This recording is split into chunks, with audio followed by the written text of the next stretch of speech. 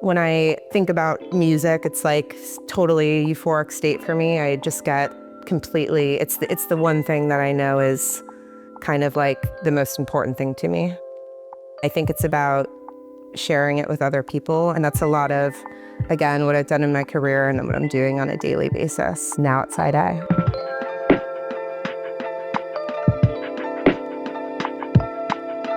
I'm Caroline. We are at Side A in the Mission of San Francisco.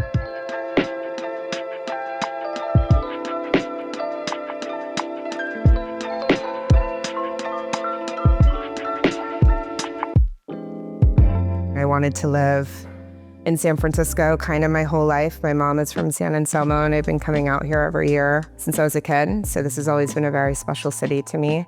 And once Parker and I reconnected, we decided to kind of start over together here. We were most inspired to open Side A because we've spent a lot of time going to listening bars, because listening to music is my favorite thing to do. And I think what we were finding is that a lot of times something was an afterthought, whether it was the food or the music or the acoustic treatments or the sound equipment. And I think we really knew that we could deliver an experience that was top of the line on both ends of the spectrum because of how deep I've been in music and how deep he's been in food. We spent a lot of time really trying to nail that formula of how you can still hear someone and engage and be intimate, but also have a really great music experience surrounding you. And I have to give credit to Will Sperry on that one, because he spent a lot of time in here tuning and making sure the speakers were perfectly angled to, again, hit that diner and that guest right at the ear level in a way that the sound is never bouncing around. There's lots of sounds at night during a kitchen service too, so there was a lot he had to work with and balance, and we're just so thrilled with it.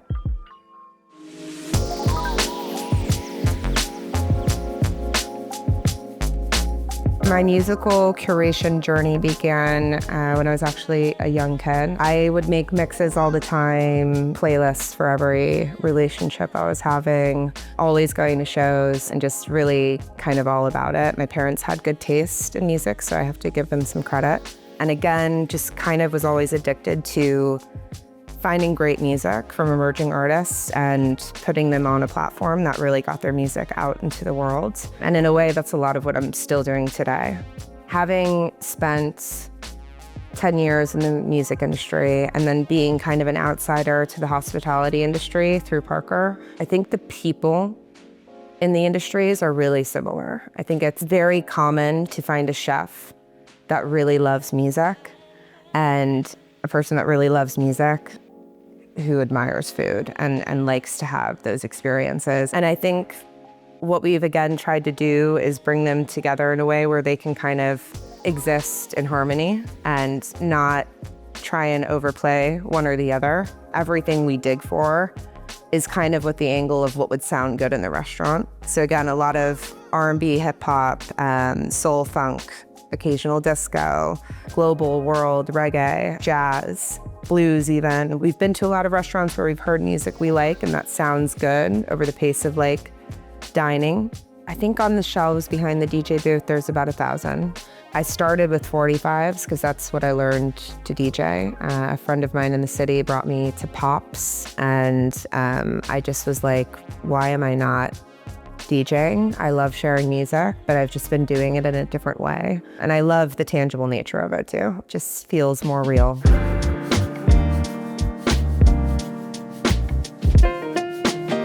When I'm spinning, I am currently playing 7-hour sets. There has been a couple nights where I've done all 45s, like the whole way through, which is demanding. And as you saw, I'm the first person you see when you walk into the restaurant. It kind of looks like a hosting booth. So all night it's an art of really focusing on the curation, but also talking to guests, sometimes helping with front of house tasks. I'll start out with reggae. I'll go into Afrobeat, jazz, more like global funk.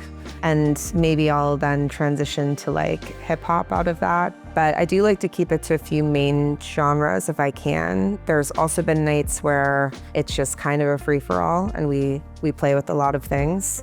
Again, I think It's really been nice getting to know my record collection so well through these long sets, but then also doing things like a 7-hour disco. I think it's been surprising to see how expansive you can go and what guests are actually up for, especially on a Friday or Saturday night when they're coming in and they're looking for a bit of a house party, you know? So you want to provide that, but you're also working with this balance of it's not a dance floor, it's not a club, but we want you grooving and moving in your seats, you know?